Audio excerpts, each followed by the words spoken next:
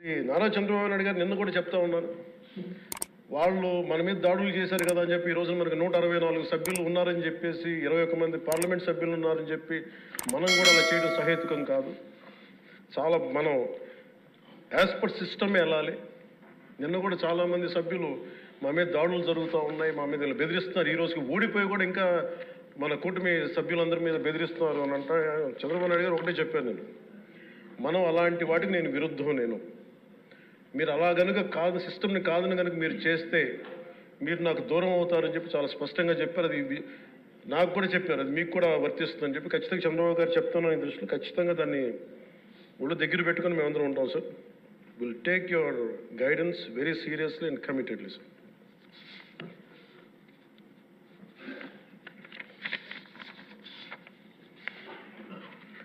అలాగే కేంద్ర నాయకత్వం నిన్న ఈరోజు ఇందాక న్యూస్లో చూసిన అధ్యక్ష 15,000 కోట్ల రూపాయలు మన ఏ అమరావతి లేకుండా ఈరోజు వరకు ఇబ్బంది పడతాం, అలాంటి అమరావతికి కేంద్ర మంత్రి మన నాయకులు ప్రధానమంత్రి గౌరవ ప్రధానమంత్రి శ్రీ నరేంద్ర మోదీ గారు బడ్జెట్లో ఈ రోజున 15,000 కోట్ల రూపాయలు అమరావతి కోసం రిలీజ్ చేసిన సహృదయంతో మనస్ఫూర్తిగా కూటమి తరపున మా అందరి తరపున కూడా వారికి ధన్యవాదాలు తెలియజేస్తాం అధ్యక్ష. To Honorable Prime Minister Sri Narendra Modi ji, we are grateful to you, sir, for releasing the funds and will be eternally indebted to you, sir. అలాగే భవిష్యత్తులో అధ్యక్ష చంద్రబాబు గారు కూడా చాలా స్పష్టంగా చెప్పారు నిన్న, ప్రభుత్వంలో భాగస్వామ్యంలో ఉన్న కార్యకర్తలు కానీ మా సహచర ఎమ్మెల్యేలు కానీ మీరు వ్యక్తిగతంగా ఏ తప్పులు చేసినా అది ప్రభుత్వం మీద పడుతుంది, అలాంటి తప్పులు జరగకుండా చూసుకోండి. మటుకు నేను ఎవరైనా స్థానమానం లేకుండా నాకు సిస్టమ్ పనిచేస్తూ ఉంటుంది, అది మీరు అర్థం చేసుకోండి నేను ఏ ఉద్దేశంతో చెప్తానని చెప్పారు అధ్యక్ష. ఇలాంటి తప్పులు జరిగితే అవి వ్యక్తులు చేసిన తప్పులు పార్టీలకు కానీ ప్రభుత్వానికి కానీ చెడ్డ పేరు రాకూడదు.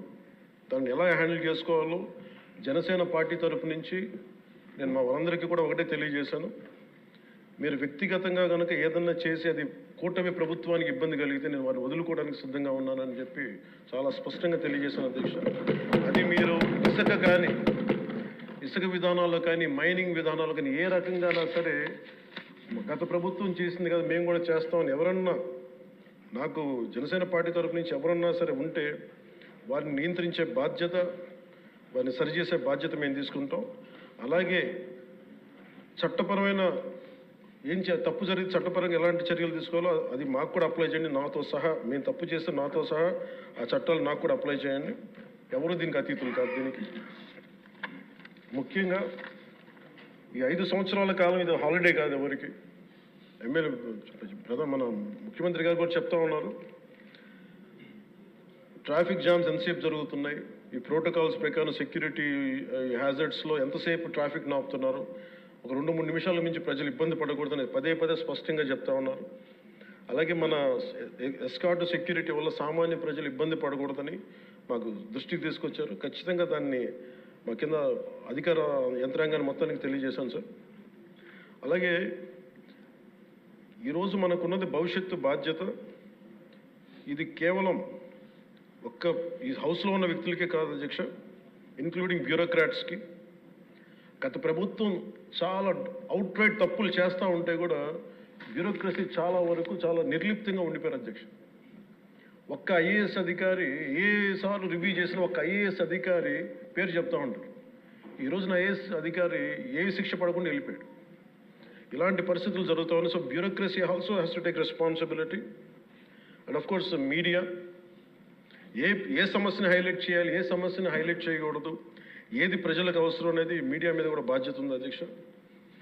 అలాగే సామాజిక మాధ్యమాలని స్థాయి దాటి మాట్లాడితే వారికి ఎలాంటి వాళ్ళని ఎలా పరిమితం చేయాలనేది కూడా ఒకసారి హౌస్ అందరూ ఆలోచించాలి. ఒకసారి దీని మీద ఒక విధి విధానాలను రూపొందించాలని కోరుకున్నాను అధ్యక్ష.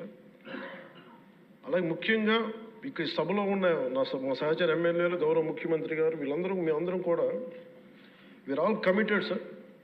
రాష్ట్ర భవిష్యత్తు కోసం, పునర్నిర్మాణం కోసం మేము సర్వం త్యాగం చేయడానికి సిద్ధంగా ఉన్నాం. తప్పులు జరిగితే వ్యక్తులు తప్పులు అవుతాయి కానీ పార్టీలు తప్పులు అవ్వం. సో ముగింపు వాక్యాలుగా అధ్యక్ష కవి సామ్రాట్ శ్రీ విశ్వనాథ్ సత్యనారాయణ గారు చెప్పిన మాట ఒకటి అధ్యక్ష. అన్ని అనర్థాలకి మూలం మానవ ప్రవృత్తి హేతువు కానీ వాని జాతి కానీ కులం కానీ మతం కానీ ప్రాంతం కానీ కాదు. వ్యక్తులు చేసిన తప్పుల్ని దయచేసి వ్యక్తులకే ఆపాదించాల అధ్యక్ష, పార్టీలకు కాదు. అలాగే ఈ క్రమంలో తప్పులు చేస్తే విధునీతిలో ఒకటి చెప్తారు,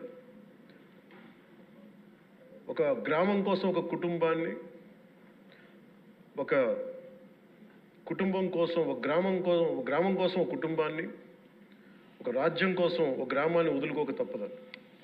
అలాగే నాలాంటి వాడు కూడా తప్పులు చేసిన అధ్యక్ష చాలా నిస్సందేహంగా నాలాంటి వాడిని కూడా శిక్షించాలి అధ్యక్ష. అలాంటి బలమైన సంకేతం ప్రజలకు పంపించాలి అధ్యక్ష. మేమందరం కూడా తప్పు ఎవరు చేసినా అది ఇదే కాదు, ఎంతమంది ఆడబిడ్డల పైన, గౌరవంగా బ్రతికే ఆడబిడ్డల పైన ఎన్ని విధాలుగా సోషల్ మీడియాలో పోస్టింగ్స్ పెట్టారు, ఎన్ని విధాల అవమానం చేశారు, ఇప్పటికి కూడా ఎన్ని విధాల అవమానం చేస్తున్నారు. కడాన అధ్యక్ష, ఒక రాజకీయ నాయకులపైన కానీ ఎమ్మెల్యేలుగా ఉండే వ్యక్తులపైన కడాన అధ్యక్ష ఎన్నిసార్లు పవన్ కళ్యాణ్ గారిని వ్యక్తిగతంగా విమర్శించారంటే మామూలుగా విమర్శించడం కాదు, ఫ్యామిలీ పరంగా విమర్శించడం, ఇలాంటివి చూసినప్పుడు చాలా బాధేస్తుంది అధ్యక్ష. ఈరోజు కుటుంబ సభ్యులపైన నీచంగా మాట్లాడడం, ఇంకో పక్కన ఆ రాతలైతే భరించరాని రాతలు. మనం అందరం మనుషులం అధ్యక్ష. ఎప్పుడైనా సరే ఓసారి ఇష్టానుసారంగా ఇలాంటివి వచ్చినప్పుడు ఓసారి మనసు చాలా చివుక్కుమట్టుంది, చాలా బాధ కలుగుతుంది. అలాంటి జరిగే పరిస్థితి వచ్చింది. ఇంకో పక్క అధ్యక్ష, అలాంటి అరాచక పాలన మీరు చూస్తే బాధితుల్నే నిందితులు చేశారు. తప్పు చేయలేదు వీళ్ళు, కానీ వీళ్ళే వాళ్ళని కొడతారు, తప్పుడు కేసు పెడతారు. అలాంటివి కూడా చేసే పరిస్థితి వచ్చారు. ఇంకొక పక్కన సిబిఐ కూడా పనిచేయలేని పరిస్థితి రాష్ట్రంలో. నేను అడుగుతున్నాను అధ్యక్ష, ఇప్పుడైనా సరే ఢిల్లీకి పోయారు, ఓ కిల్డ్ బాబాయ్, ఇది నా క్వశ్చన్ ఫస్ట్ అనేది, ఇప్పుడు అడుగుతున్నా మళ్ళీ, ఓ కిల్డ్ బాబాయ్ ఎవరు సమాధానం చెప్పారు? విజయ్ కుమార్ రాజు గారు, విష్ణుకుమార్ రాజు గారు, మీరు చెప్పాలి ఇప్పుడు. దీనికి సమాధానం దొరికే పరిస్థితి నియర్ ఫ్యూచర్లోనే ఉందా అని అడుగుతున్నా.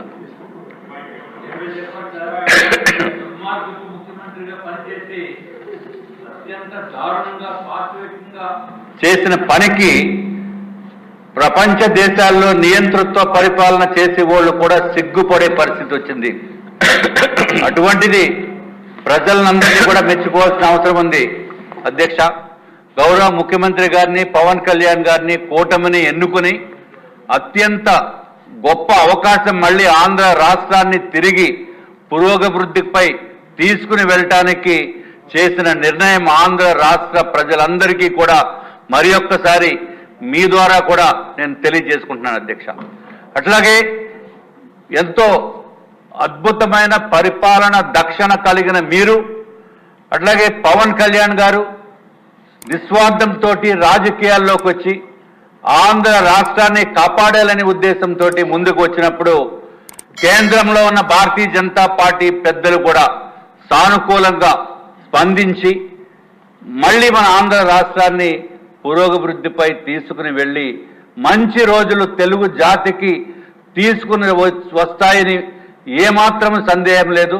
గౌరవనీయులైన చంద్రబాబు నాయుడు గారు నాయకత్వంలో రాష్ట్ర ప్రజలకి, ప్రపంచంలో ఉన్న ప్రతి తెలుగు వారికి పూర్తి విశ్వాసం ఉంది అధ్యక్ష.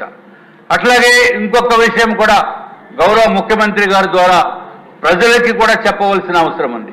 దుర్మార్గపు ప్రభుత్వం వైఎస్ఆర్సీపీ ప్రభుత్వానికి కూడా 40% మంది ఓట్లు వేశారంటే వాళ్ళు అన్నం తినేపోసారా, లేకపోతే మనసుతోటి ఆలోచించి ఓటు వేశారా, ఏ విధంగా ఓటు వేశారా అనేది మాకైతే అర్థం కావటం లేదు అధ్యక్ష. ఇది కూడా ఓటు హక్కు వినియోగించుకోవటం ప్రతి ఒక్కరి హక్కు.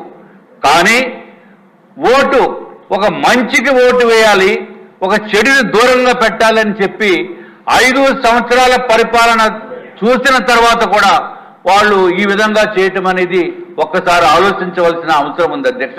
అది కూడా మీ ద్వారా గౌరవ ముఖ్యమంత్రి గారి ద్వారా రాష్ట్ర ప్రజలకి తెలియచేయవలసిన అవసరం ఉంది అధ్యక్ష. ముఖ్యమంత్రి గారు ఓకే